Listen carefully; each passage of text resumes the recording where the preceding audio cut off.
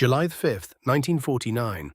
Sadanori Shimoyama, the most powerful railroad man in Japan, stepped out of his company limousine in central Tokyo. He was going to buy his wife a birthday present at the Mitsukoshi department store, one of the most famous shops in the country. He walked through the door, he never came out. 12 hours later, just after midnight, his body was found on the tracks of the Joban Line in northern Tokyo, severed, mangled, destroyed by a passing train. But here is the detail that turns a tragedy into a mystery. When investigators examined the scene, there was almost no blood. Not at the tracks where his body lay. Not anywhere nearby. A man doesn't get struck by a high-speed locomotive and leave almost no blood behind, unless he was already dead when he got there. Was it suicide? Was it murder staged to look like a train accident? Was it something that powerful forces in post-war Japan needed buried quickly? The Shimoyama Incident is one of this country's most fiercely debated unsolved cases, and it has never been resolved. Not officially, not ever. To understand what happened to Sadanori Shimoyama, you have to understand the world he was living in. Japan in 1949 was a country still under foreign occupation, rebuilding from the ash of World War II. The Allied powers, led by the United States, governed the country through GHQ, General Headquarters, under General Douglas MacArthur. And in 1949, GHQ had shifted direction sharply. What historians call the reverse course was now in full swing. A crackdown on left-wing unions, communist-affiliated labor groups, and anything that might give the Japanese left political leverage during a deepening Cold War. Mao's forces were weeks away from taking Beijing. Korea would be at war within a year. In this climate, Shimoyama was handed a poisoned appointment. He was born on July 23, 1901. A career bureaucrat from the Ministry of Transport, methodical and capable, the kind of man who got things done. On June 1, 1949, he was named the first president of Japanese National Railways, JNR, the newly formed public corporation that would manage Japan's entire rail network. He had been in the job exactly 35 days when he disappeared. The problem was what his job required him to do. Under the Dodge Line, a sweeping austerity policy imposed by American banker Joseph Dodge to stabilize Japan's post-war economy, the railways had to shed workers. Tens of thousands of them.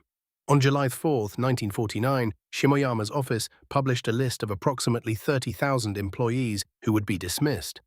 Many were union members, many had communist sympathies, and many were understandably furious. That same day, it is reported that Shimoyama received threatening letters. The next morning, July 5th, he left home as usual. His company car took him toward the office. Somewhere near Nihonbashi, in the heart of central Tokyo, he asked his driver to stop. He got out. He said he wanted to pick up a birthday gift for his wife at the nearby Mitsukoshi department store. And that was the last time anyone from his office ever saw him. Hours passed. He didn't arrive at work. His secretary called. No answer. Staff searched. Nothing. As July 5th turned into July 6th, the situation became desperate. And in the earliest minutes of July 6th, around 12:30 in the morning, rail workers found his body on the Joban Line tracks, between Kitasenju and Ayase stations in northern Tokyo. The body had been struck by a train. It had been dismembered by the impact. What no one could explain was what it was doing there. The forensic findings that followed did not settle anything. They deepened the mystery. The first person to examine Shimoyama's remains at the scene was a police medical inspector named Shinosuke Yasushima. His on-the-spot assessment was that the injuries were consistent with a person being alive when the train hit, that the train itself was the cause of death. In other words, suicide. Shimoyama had walked to the tracks and lay down, but the formal autopsy reached the opposite conclusion. The official post-mortem determined that Shimoyama had already been dead before any train touched him. He had been killed elsewhere, and his body had been transported to the Joban Line and placed on the tracks. Those two findings, from two different examiners on the same body, could not both be true.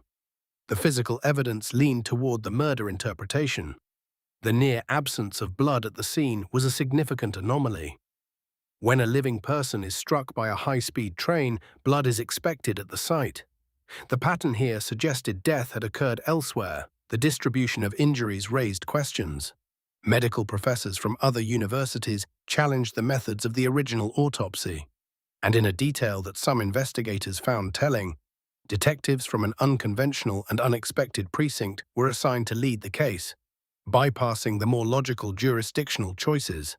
The investigation fractured along institutional lines. The Tokyo Metropolitan Police concluded suicide.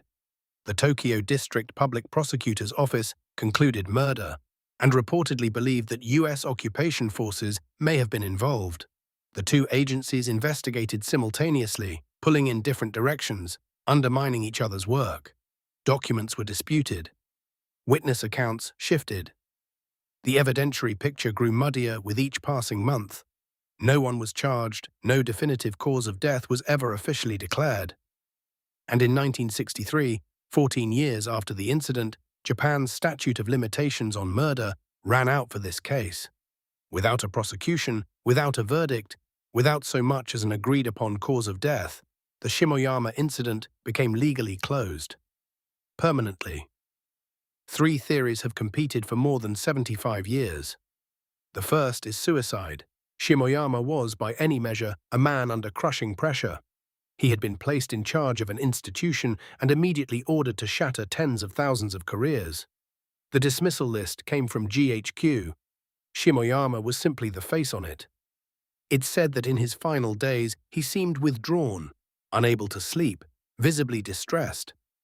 In the moral framework of his era, one shaped by duty, shame, and institutional responsibility, a man who caused such harm might choose death as an act of accountability. The at-the-scene medical examiner supported this view, and Tokyo police held to it. But the absence of blood argues against it, and suicide by train, while not unheard of, was a strange choice for a man of Shimoyama's stature who had many quieter options. The second theory is murder by radical labor union elements. The unions inside JNR were organized, politically motivated, and angry. When 30,000 firing notices went out on July the 4th, the response was explosive.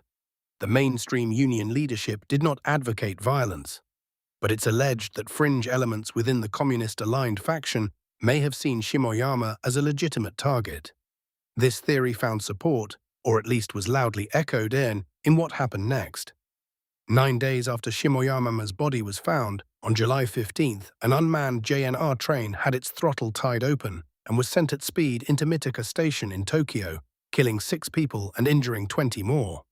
On August 17th, rail tracks in Fukushima were deliberately sabotaged, causing a derailment that killed 3 railway workers. The Mitsukoshi Incident. These became known as Japan's 3 great railway mysteries of summer 1949. In both the Mitsukoshi and Mitsukoshi cases, union members were arrested and prosecuted. Many were later acquitted on appeal, and many historians now believe the evidence against them was fabricated or manipulated. Which brings us to the third theory, the one the prosecutors reportedly found most credible, and the one that remains the most unsettling. Some investigators pointed the finger at GHQ, at American counterintelligence or connected rightist elements working with the occupation authorities. Under this theory, Shimoyama was killed, his body staged on the tracks to suggest suicide or accident, and the subsequent Mitaka and Mitsukoshi incidents were either carried out or manipulated by the same forces to provide a pretext for cracking down on the Japanese left. In other words, the Americans may have used the chaos of the summer of 1949, including the death of the man carrying out their own orders, to destroy the union movement. This scenario would explain why both Mitaka and Mitsukoshi led to convictions that later unraveled. It would explain why the Tokyo prosecutors suspected occupation involvement while the police insisted on suicide. 2 agencies receiving pressure from different directions. It would explain why the investigation was ultimately suppressed rather than resolved. And it would explain why no documents have ever emerged to close the case definitively, even after decades of declassification. Whether or not this theory is correct, it is this. It cannot be ruled out. That, in itself, says something about what Japan looked like under occupation in 1949. There is no clinical portrait to offer here, no perpetrator to analyze because we don't know who the perpetrator was, or even if there was one. What there is instead is a portrait of a man and an era. If Shimoyama took his own life, the psychology is one of a person who had absorbed and been broken by the weight of institutional responsibility. He was not the architect of the Dodge Line, he was its instrument. The orders came from above, from foreign occupiers who had remade Japan's economy to serve Cold War policy priorities. And he was the one whose name appeared on the dismissal notices, whose face the dismissed workers saw. The gap between his formal authority and his actual powerlessness may have been, in the end, the thing that destroyed him. A man who appears to hold great power but is actually carrying out someone else's decisions is in one of the more psychologically corrosive positions there is. You absorb the hatred, and you can't change the outcome. If he was killed, then the psychology that matters is not his, but that of whoever ordered it. A cold calculation that his death was more useful than his life, either as a message or as the opening move in a larger political operation. What strikes most people who study this case is the silence that followed. In Japan, a country where institutions tend to pursue certainty, where there is almost always an arrest, almost always a verdict, the Shimoyama incident produced nothing, no charge, no suspect named, no cause of death acknowledged. The legal mechanism simply ran its 14-year clock and shut itself off. That kind of institutional silence is not the same as ignorance. Someone, somewhere, knew enough to ensure that the question was never answered. Whether that person acted out of self-preservation, political calculation, or loyalty to a larger power, the silence became its own kind of answer. Japan's summer of 1949 was one of the most turbulent periods in the country's modern history. The new Railways Corporation barely 6 weeks old, 30,000 people losing their jobs in a single announcement, communist-affiliated unions fighting for survival, American occupiers pulling the strings from behind a formal civilian facade. 3 men died at Mitsukoshi Station, 3 rail workers died at Matsukawa, and the first president of Japan's national railway was found in pieces on the Joban Line, a man who had simply gotten out of a car to buy his wife a birthday present.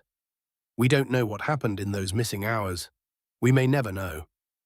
The Shimoyama incident resists resolution in a way that most crime stories don't. There is no arrest, no trial, no conviction, not even an agreed-upon cause of death.